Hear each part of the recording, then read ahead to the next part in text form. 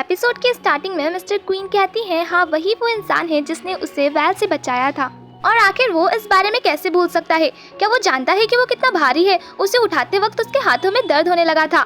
असल में उसने ये कहकर इस बात को घुमा दिया था। किंग उसे कहते हैं कि वो इस बारे में बात नहीं कर रहा, वो बचपन की बात कर रहा है। जिस पर मिस्टर क्वीन कहती है कि क्या आप बचपन में भी गिर गए थे, कितने लापरवाह है। यहाँ किंग उसे उस इंसिडेंट के बारे में बताना शुरू करता है, बट मिस्टर क्वीन तो अपने नूडल्स पर ध्यान दे रही थी। किंग ये देख स्माइल करते हैं और अपनी बात छोड़ मिलिट्री ट्रिक्स की बुक पढ़ने लगते हैं। उन्हें काफ़ी पावरफुल आर्मी बनानी होगी और उसके लिए जितना हो सके उन्हें पढ़ना चाहिए। और यहाँ उसे अपने एक सपने के बारे में भी बताते हैं जो उन्हें बार बार आता है और शायद तक वो उनका फ्यूचर है जिसमें वो पूरी तरह बर्बाद हो गए हैं, पर वो अपनी किस्मत को बदलने की पूरी कोशिश कर रहे हैं। यहाँ मिस्टर क्वीन अब पूरी तरह से श्योर हो चुकी थी कि अब उन्हें किंग का ही साथ देना चाहिए और किंग का फ्यूचर बदलना है। वो कहती है कि उसे चिंता करने की जरूरत नहीं, क्योंकि जिसकी टीम में वो रहती है वही टीम जीतती है और उसे फ्यूचर के बारे में पता है। वो जानता है ना, एक बार उसने कहा था कि वो फ्यूचर से आया हुआ एक आदमी है। जिस पर किंग कहते हैं कि हाँ उनको उसका वो मजाक अच्छी तरह याद है। जिस पर क्वीन कहती है कि अगर वो उसको मजाक ही समझते हैं तो वो समझ सकते हैं कि उसे एक सपना आया था जिसमें उसने फ्यूचर देखा था और फ्यूचर में इस जगह को रिपब्लिक ऑफ कोरिया कहते हैं। और फ्यूचर के बारे में बहुत सी बातें किंग को बताने लगती है। किंग भी उसकी ये सारी बातें काफ़ी ज़्यादा ध्यान से सुन रहे थे। उन्हें रियलाइज भी नहीं होता और वो दोनों वहीं पर ही सो जाते हैं। जब मिस्टर क्वीन की आंख खुलती है तो अपने सामने किंग को देख कहती है कि आखिर क्यों वो सब अपना दांव पर लगाने के लिए तैयार हो गई है। पर अगर किंग का फ्यूचर बदलने से मिस्टर हान का फ्यूचर भी बदल जाए तो इसका मतलब वो अपनी ही मदद कर रही है। किंग की आंख भी खुल जाती है और तभी वहाँ कोर्ट लेडी चोई आती है और बताती है कि मिस्टर क्वीन के पिता की तबीयत अचानक से बहुत ज़्यादा खराब हो गई है। जब मिस्टर क्वीन वहाँ पहुँचती है तो उनके डैड उनसे माफ़ी मांगते हैं गुआजिन के उन पर जानलेवा हमला करने के लिए। वो उससे कहते हैं कि तुम्हारी माँ ने मुझसे कहा था कि तुम्हें वो हर खुशी मिलनी चाहिए जो उनकी लाइफ में उन्हें नहीं मिल पाई। महल में उसकी जान को काफ़ी ज़्यादा खतरा है, इसलिए वो अपनी पोजीशन छोड़ दे और उनके पास आकर रहे। वो उसे पूरी तरह से प्रोटेक्ट रखेंगे। जिस पर वो कहती है कि उन्हें चिंता करने की कोई ज़रूरत नहीं और आज से वो वही ज़िंदगी जिएगी जैसे उसकी माँ चाहती थी। पर वो चाहती है कि वो उसके लिए कुछ करे, जिसके लिए वो तुरंत ही मान जाते हैं। वो उनसे कहती है कि आपको करप्शन का काम छोड़ना होगा और जितना भी करप्शन का सामान है वो जनता में बांट देना होगा और एक अच्छी रेपुटेशन बनानी होगी, जिसके लिए उसके डैड मान तो जाते हैं पर उन्हें काफ़ी ज़्यादा तकलीफ हो रही थी।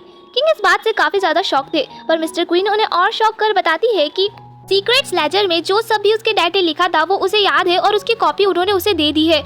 इसके बाद मिस्टर क्वीन किंग से कहती है कि क्या अब वो उसके डैड को मारने का प्लान छोड़ सकते हैं। जिस पर वो कहते हैं कि नहीं, वो उन लोगों में आते हैं जिन्होंने करप्शन किया है तो सज़ा तो मिलनी ही चाहिए। ये सुन वो दुखी होती है, पर तभी किंग उसे अपनी फिंगर क्रॉस दिखाते हैं, जिसका मतलब है वो फिर से झूठ बोल रहे हैं। वो उसे कहते हैं कि वो उसके इकलौते रिश्तेदार हैं और अगर वो उनकी हेल्प करे किम क्लैन के बारे में और इन्फॉर्मेशन देने में तो वो उसकी सजा टाल देंगे। रॉयल असेंबली का वक्त हो चुका था। मिस्टर क्वीन भी वहाँ जाना चाहती थी, बट रॉयल असेंबली में वुमेन्स का जाना मना था, इसलिए वो भेस बदल कर जाती है। असेंबली में किंग प्रिंस को न्यू कम्युनिटी का डायरेक्टर बनाने का ऑर्डर देते हैं, जिस पर सभी मिनिस्टर उनके खिलाफ जाते हैं कि प्रिंस को ऑलरेडी काफी ज्यादा काम रहता है और उन्हें ज्यादा वर्कलोड नहीं देना चाहिए। दैन किंग कहते हैं कि उन्होंने उन सभी का सजेशन नहीं मांगा, ये उनका ऑर्डर है और उन्होंने एक सीक्रेट इंस्पेक्टर किंगडम की सिचुएशन जानने के लिए भिजवाया है। जिस पर सभी मिनिस्टर्स कहते हैं कि मिलिट्री मिनिस्टर यानी ब्योंगिन ये इंस्पेक्शन ऑलरेडी कर चुके हैं और ब्योंगिन बताता है कि जो लोग गवर्नमेंट के नियमों के खिलाफ जा रहे हैं या फिर गवर्नमेंट की प्रॉपर्टीज को हार्म कर रहे हैं उन्हें सजाए मौत मिलनी चाहिए।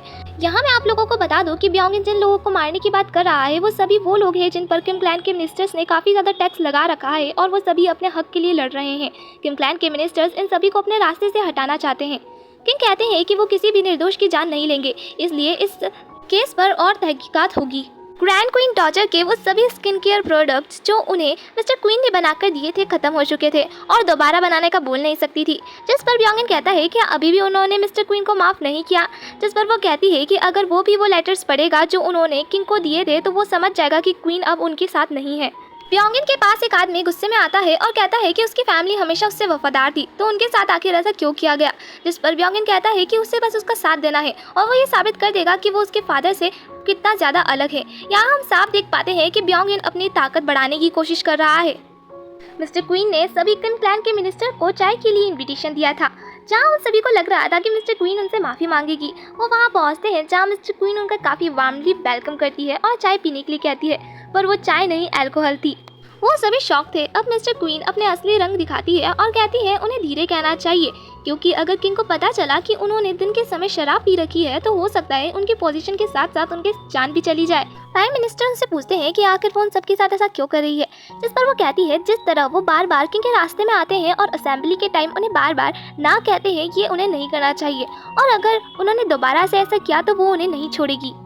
ब्योंगिन क्वीन डॉजर से कहता है कि अब वो दोनों एक साथ काम कर रहे हैं तो क्वीन को हार नहीं किया जाएगा, उन दोनों का दुश्मन ही किंग है, जिस पर क्वीन डॉजर हाँ कहती है। तभी ब्योंगिन को कुछ शॉकिंग बात पता चलती है। वो मिस्टर क्वीन से आज किम क्लैन के मिनिस्टर्स के साथ ऐसा करने की वजह पूछता है, जिस पर वो कहती है वो सब वही लोग हैं जिन्होंने उसे मारने की कोशिश करी है। ब्योंगिन कहता है कि वो सब ठीक कर रहा है, उसे बस उसके साथ ही रहना चाहिए। क्यों वो हर वक्त किंग को चुनती है? क्या अगर किंग उनकी लाइफ में नहीं होता तो उन दोनों का रिश्ता कुछ और होता?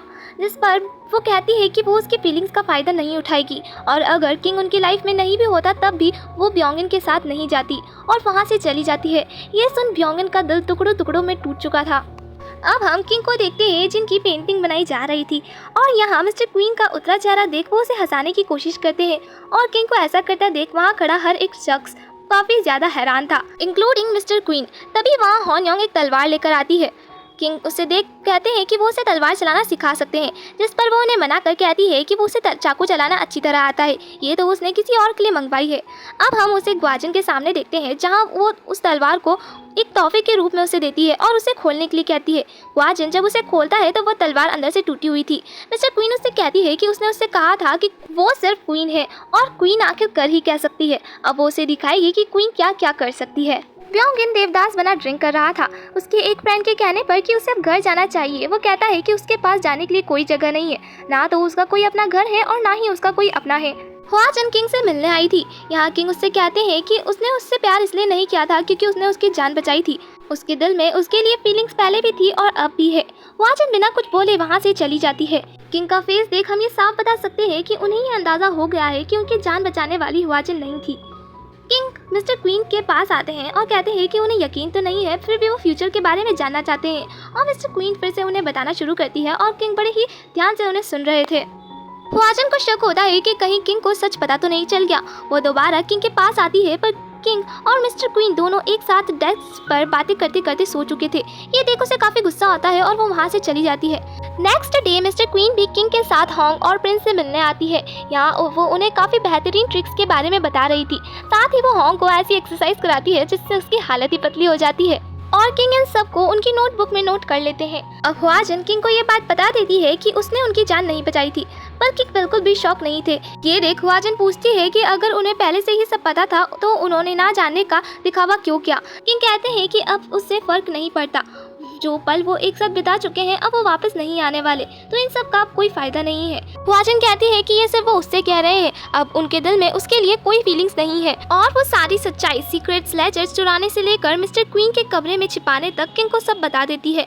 अब किंग शॉक थे, नहीं बहुत ज्यादा शॉक थे और कहते हैं कि वो जानती थी कि वो लेजर्स उसके लिए कितने ज्यादा कीमती है। वो उसका सपना भी अच्छी तरह जानती थी तो उसने उनके साथ ऐसा क्यों किया। वो कहती है पर उसका सपना किंग थे और क्वीन से नफरत की आग में वो इतनी ज्यादा अंधी हो गई थी कि उसने गलत रास्ता ले लिया। किंग कहते हैं कि ये सारा कसूर उनका है, उसने उसको ऐसा बना दिया, जिस पर वो कहती है कि ये सारी गलती उसकी है। उसे ऐसे प्यार की चाह रखनी ही नहीं चाहिए थी जो उसका कभी था ही नहीं, पर अब वो सब सही कर देगी। किंग फिर से उस बुक पर सोयंग का नाम लिख देते हैं और उसे रिटर्न कर देते हैं और कहते हैं कि उसने कहा था कि जब उसे जीने का मन हो तब वो ये बुक उसे रिटर्न कर दे। वो माफ़ी मांगते हैं कि वो उसे पहले पहचान नहीं पाए। प्रिंस ने असेंबली मिनिस्टर को अरेस्ट कर लिया था। अब किसे पता था कि मिस्टर क्वीन ने जो वार्निंग दी है वो सच साबित होगी। असेंबली मिनिस्टर की प्लेस मिन क्लैन को दे दी जाती है, जिस पर प्यंजन क्लैन के मिनिस्टर अपोज करते हैं, पर किम क्लैन यहाँ चुपचाप खड़ा था। ब्योंगिन मिस्टर क्वीन के कमरे में तलाशी लेता है और उन्हें वो लेटर्स मिल जाते हैं, साथ ही वो बुक भी मिल जाती है, पर उस बुक में वो लैंग्वेज लिखी थी जो डॉगवॉन के लोगों यूज करते हैं। मिस्टर क्वीन फिर किंग के साथ न्यू वेपन के बारे में बात कर रही थी। तभी वहाँ ह्वान हॉन्ग से मिलने आता है और मिस्टर क्वीन को पहचान लेता है कि ये तो वही उनका खोया हुआ दोस्त है। वो मिस्टर क्वीन से काफी ज्यादा चिपक रहा था, जिसकी जेलसी किंग के फेस पर साफ दिख रही थी। वापस आते वक्त किंग तो मिस्टर क्वीन के एक्शन देखकर ही हैरान थे।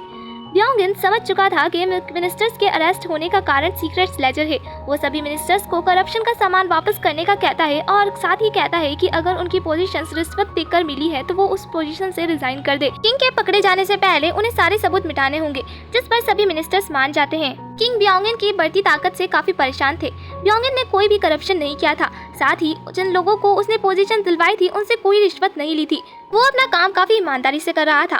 तभी वहाँ हुआन आ जाता है, जिसे देखकर किंग फिर चिढ़ने लगते हैं। रॉयल शेफ ने मिस्टर क्वीन को एक काफी ज्यादा स्वादिष्ट डिश बनाना सिखाई थी। वो उसे टेस्ट करने के लिए काफी ज्यादा एक्साइटेड थी, पर जैसे ही उसे टेस्ट करने वाली थी उसे वॉमिटिंग आने लगती है, जिस कारण वो ऑफिस से बंद कर देती है और स्पॉट को गले लगा कहती है वो उसे बाद में खाएगी। किंग मिस्टर क्वीन को वही नोटबुक दिखाते हैं जिसमें उन्होंने सारी एक्सरसाइजेस नोट कर रखी थी। बातें करते करते वो दोनों एक दूसरे को काफ़ी ज़्यादा क्लोज आ जाते हैं। किंग उसे किस करने ही वाले थे, तभी उसे वापस से वॉमिटिंग आने लगती है।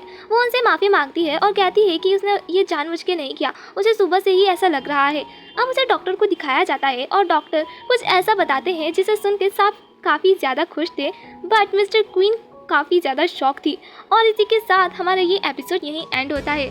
तो उम्मीद करती हूँ आपको वीडियो अच्छी लगी हो। अगर वीडियो अच्छी लगी तो वीडियो को लाइक करें और चैनल को सब्सक्राइब करें। अब मिलेंगे अगली वीडियो में, तब तक के लिए बाय।